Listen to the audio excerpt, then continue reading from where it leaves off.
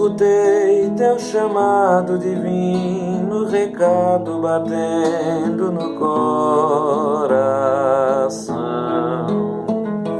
Larguei desse mundo as promessas e fui bem depressa no rumo da tua mão. Tu és a razão da jornada, tu és minha estrada, meu guia e meu fim. No grito que vem do teu povo, te escuto de novo chamando por mim. Irmãos e irmãs, louvado seja o nosso Senhor Jesus Cristo, para sempre seja louvado.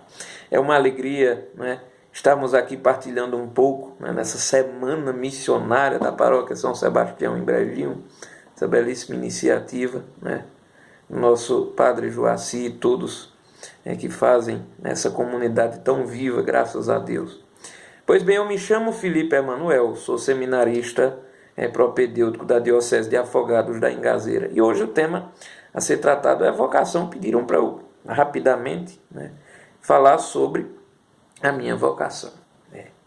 Em alguns momentos da vida nós nos perguntamos qual é o sentido de nós estarmos aqui. Qual é o sentido de nossa vida? Não é? Muitas pessoas já chegaram a esse momento. Muitas pessoas, com certeza, já se perguntaram, ou diante de algum vazio, ou diante mesmo das situações de sua vida. E muita gente, com certeza, já se perguntou, e às vezes ainda se pergunta, qual é o sentido da minha vida? Essa pergunta também eu fazia. Tinha uma vida normal, como qualquer pessoa, era um pouco afastado, né, vamos dizer assim, da fé. Durante a adolescência me afastei um pouco de Nosso Senhor Jesus Cristo, para não dizer muito. E, de repente, eu me peguei nesses questionamentos. Só que aquela semente de fé que havia sido plantada no meu coração pelo batismo, pelo testemunho de minha família, permanecia viva, não é, até aqueles dias. E ainda restava algo da fé. E eu me perguntava a Nosso Senhor Jesus Cristo qual era o sentido da minha vida. Eu já havia tocado em banda, já havia algumas bandas de nossa região por aqui mesmo. Estava cursando direito na época. Enfim, eu via que faltava algo que vinha para dar aquele tempero, para dar aquele gosto. Não que fosse ruim, por exemplo, o curso, ou que eu não gostasse, ou algo do tipo, não, mas faltava o tempero, né? Por exemplo, eu queria montar uma família e assim por diante, não, mas faltava aquele tempero para dar gosto, né? Aquele sal para dar gosto, aquela vida, uma razão superior. Eu comecei a perguntar ao Nosso Senhor que razão superior era essa.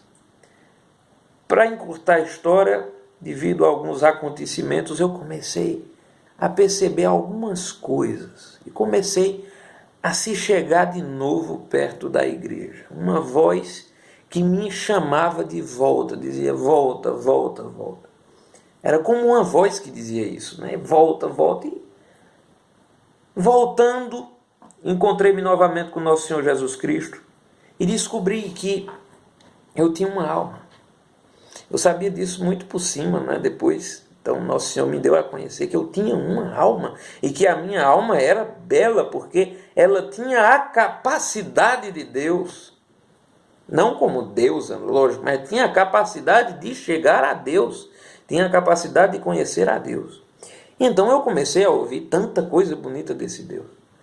E ao mesmo tempo em que eu descobri que tinha uma alma e que ela tinha a capacidade de chegar a esse Deus, eu descobri também que a minha alma, que era tão capacitada para chegar a esse Deus tão bonito, tinha um hóspede especial no seu mais profundo centro. Esse hóspede era o próprio Deus.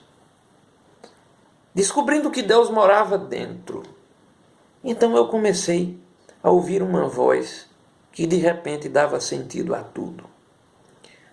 E aquilo que eu antes pensava para a minha vida começou a se desfazer aos poucos. e começou a perder o pouquinho de gosto que tinha, o pouquinho de sentido que tinha. É como diz a palavra de Deus em Isaías 55, versículo 8: pois os meus pensamentos não são os vossos pensamentos, e os vossos caminhos não são os meus caminhos, diz o Senhor. Pois bem, comecei a perguntar a Nosso Senhor quais eram os pensamentos dele para mim e quais eram os caminhos dele para mim. Já que, depois desse encontro com ele, alguma coisa começava a inquietar e querer, vamos dizer assim, a tomar um rumo novo, e esse rumo novo que aparentemente tomaria, daria sentido à vida. Como pode isso, né? Estava eu tão resolvido nas minhas coisas que me parecia que era impossível algo ter um rumo novo, e um rumo novo que me preenchesse por completo. Foi quando, em meio a essas indagações, em meio à oração, né? Sem a oração não tem como se sustentar e nem saber dessas coisas. Em meio à oração, em meio à direção espiritual, conversando com padres, conversando com pessoas leigas, né, que têm comprometimento, como é importante o testemunho do leigo, né, pessoas leigas que têm comprometimento com o Evangelho. Depois dessas conversas, eu fui discernindo e então encontrei uma resposta. Existe essa voz que chama, e que chama para uma vocação específica, que é o sacerdócio. Naquele momento, as dúvidas cessavam, né? E a vida que antes faltava uma pitadazinha, um gosto a mais, de repente ganhou aquele gosto, ganhou aquele ardor, né? E é o que eu acho bonito. Santa Teresinha dizia assim: muitas vezes eu tenho uma alegria não sentida. Não é que a gente viva triste ou cabisbaixo, não. Mas é que nós sabemos que até mesmo nas dificuldades, né, quando nós aplicamos a nossa vida na defesa de nosso Senhor Jesus Cristo, na defesa do Evangelho, melhor dizendo, quando nós aplicamos a nossa vida na vocação e no lugar que nosso Senhor Jesus Cristo nos escolheu, então até mesmo as dificuldades são passadas com alegria, porque nós sabemos que estamos fazendo aquilo que viemos para fazer. Parece um casamento, né? Na alegria, na tristeza, na saúde e na doença, até que a morte nos separe.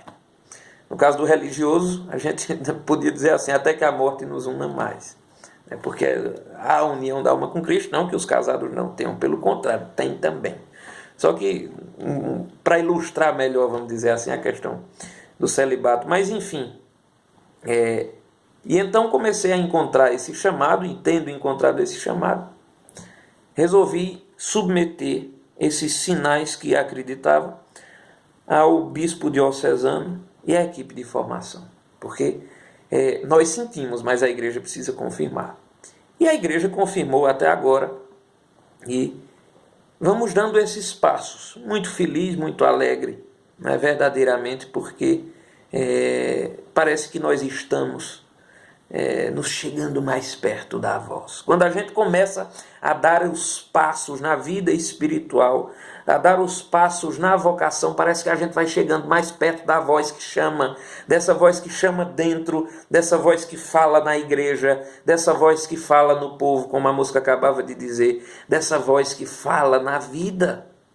Quando nós vamos dando os passos, vamos então nos chegando mais próximos dessa voz. Então, fica esse convite. Como Nosso Senhor nos ensina, a casa de meu Pai tem muitas moradas. Qual é a sua? Pergunte a Nosso Senhor: Majestade, Senhor bom, amigo meu Senhor, meu Pai, qual é a minha morada?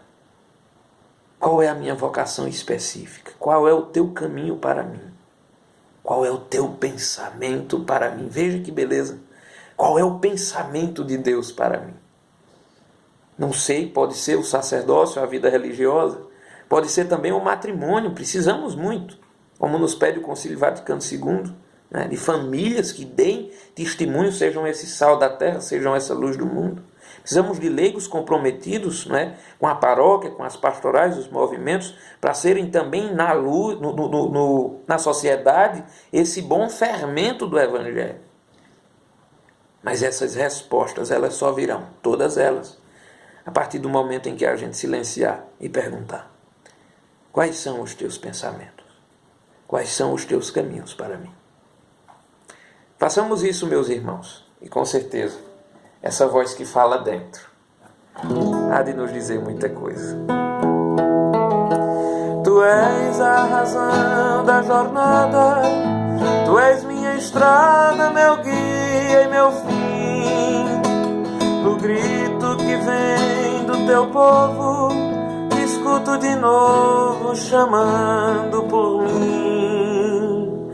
Que a Virgem Santíssima, que nos dá o exemplo com o seu sim, nos ajude a viver os sonhos de Nosso Senhor para cada um de nós. Rezemos juntos, meus irmãos, uma Ave Maria. Ave Maria, cheia de graça, o Senhor é convosco. Bendita sois vós entre as mulheres, e bendito é o fruto do vosso ventre, Jesus. Santa Maria, Mãe de Deus, rogai por nós, pecadores, agora e na hora da nossa morte. Amém. Louvado seja o nosso Senhor Jesus Cristo, para sempre seja louvado.